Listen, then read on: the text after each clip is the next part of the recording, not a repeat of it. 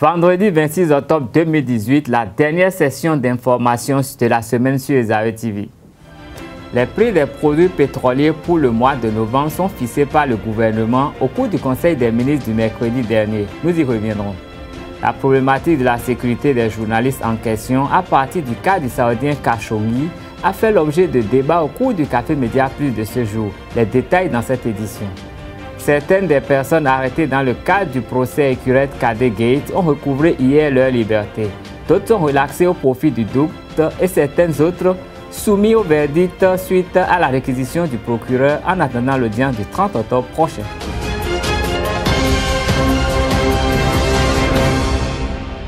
Mesdames et messieurs, bonsoir et bienvenue dans cette édition. 26 octobre 1972, 26 octobre 2018, 46 ans que le président Mathieu Kérékou a pris les rênes du pouvoir politique au Bénin en mettant fin au règne du monstre à trois têtes. La première rupture, diront certains. C'est encore lui qui, en 1990, a autorisé et organisé la conférence des forces vives de la nation et permis l'installation de la démocratie. Parti du pouvoir en 1991, il est revenu avec FAST en 1996 et y est resté jusqu'en 2006. L'homme fort du 26 octobre s'en est allé le 14 octobre 2015 à l'âge de 82 ans. Le Conseil des ministres du mercredi 24 octobre 2018 a fixé les nouveaux tarifs des produits pétroliers pour le mois de novembre 2018. Suivant le ministre Oswald Omeki qui communique les détails. Les prix à la pompe se présentent comme suit pour le compte du mois de novembre 2018. Essence, 575 francs le litre. Pétrole, 600 francs le litre. Gasoil, 600 francs le litre. Mélange, 655 francs le litre. Gaz domestique, 600 francs le kilo. Au titre des rencontres et manifestations internationales, le Conseil a autorisé l'organisation à Cotonou, du 23 au 25 octobre 2018, de la réunion des chefs d'état-major des armées du Bénin, du Burkina Faso, du Niger et du Togo. Le Conseil des ministres de ce mercredi 24 octobre a également relevé des malversations au projet d'appui à la préservation et du développement des forêts-galeries et production de cartographie de base numérique à la direction de la promotion de l'éco-citoyenneté, deux projets du ministère du cadre de vie et de développement durable. Des bons fictifs auraient été émis par des agents déjà identifiés pour stocker des fonds dans les banques locales. Un dossier que le gouvernement a transmis à la justice pour engager des poursuites contre les personnes impliquées. Des investigations ont été dépêchées sur les activités de ces deux structures du ministère du cadre de vie et de développement durable à la suite d'une alerte de Ora Bank Bénin. Cette banque entendait recouvrer des créances supposées sur le ministère. C'est alors qu'il s'est révélé que des agents des structures administratives ci-dessus, avec des complicités externes, ont mis en place un mécanisme pour stocker des fonds aux banques.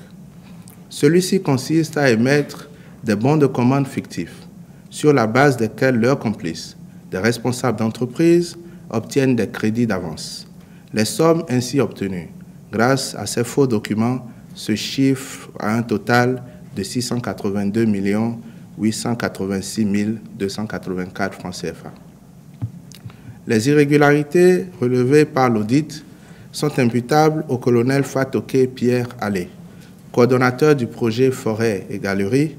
L'intéressé a reconnu les faits et est passé aux aveux concernant d'autres opérations frauduleuses qu'il a menées et portant sur des facilités de caisse crédit direct obtenues par des banques pour les sociétés écrans.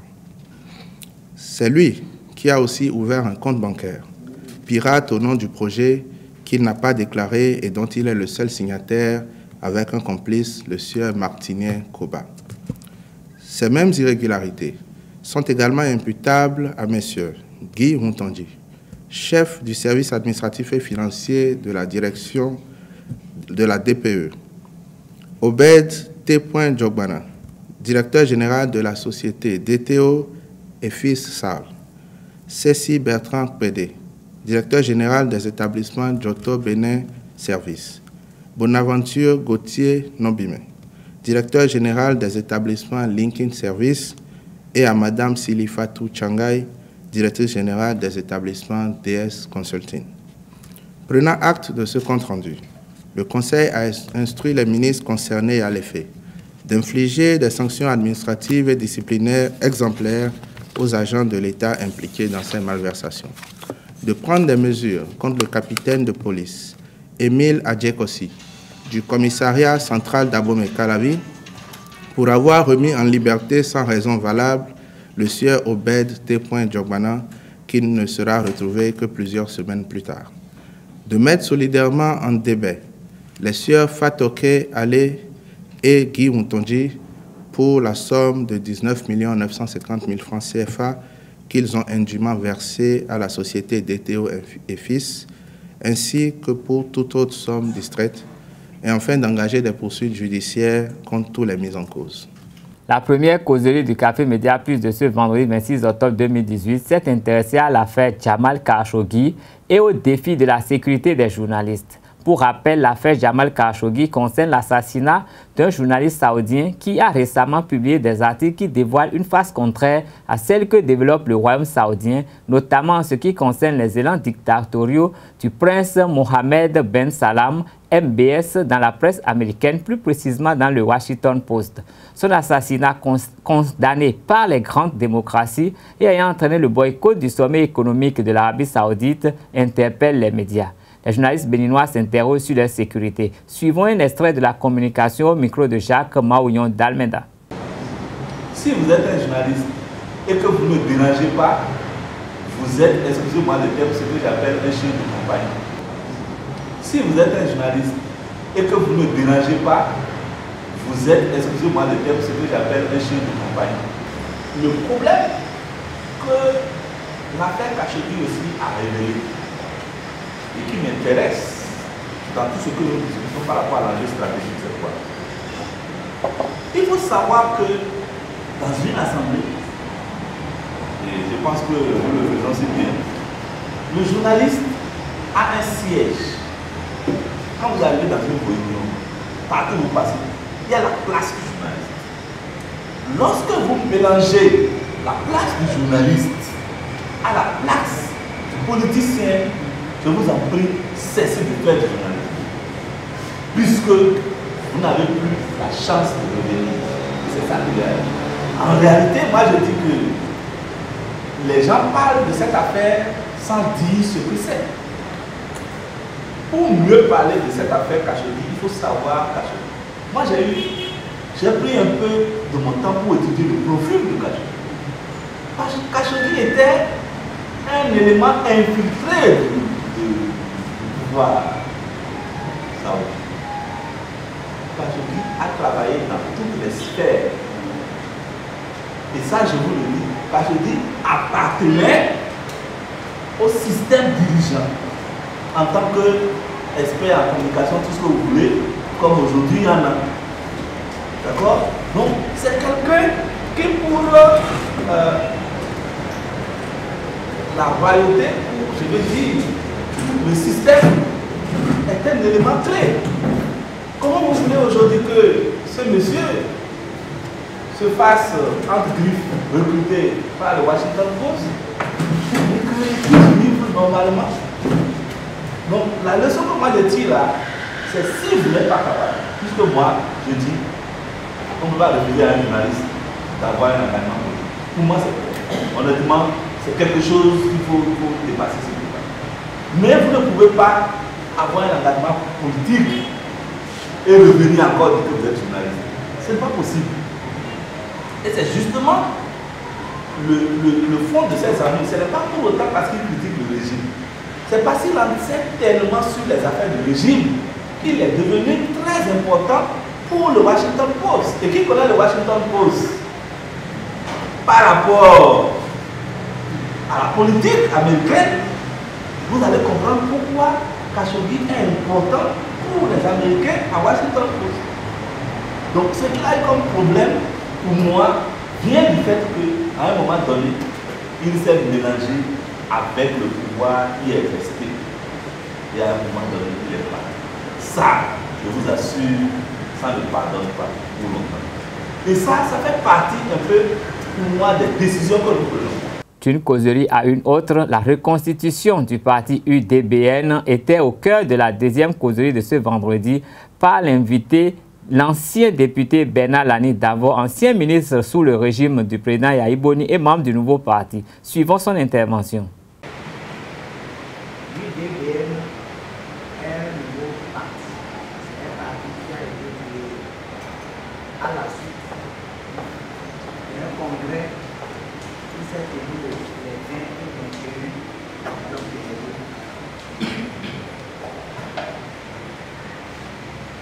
Aujourd'hui, il y a beaucoup de thèmes que les gens disent, je pense qu'il faut commencer par clarifier la situation. À mon avis, et malheureusement, c'est ce que j'ai remarqué quand j'ai passé au Parlement.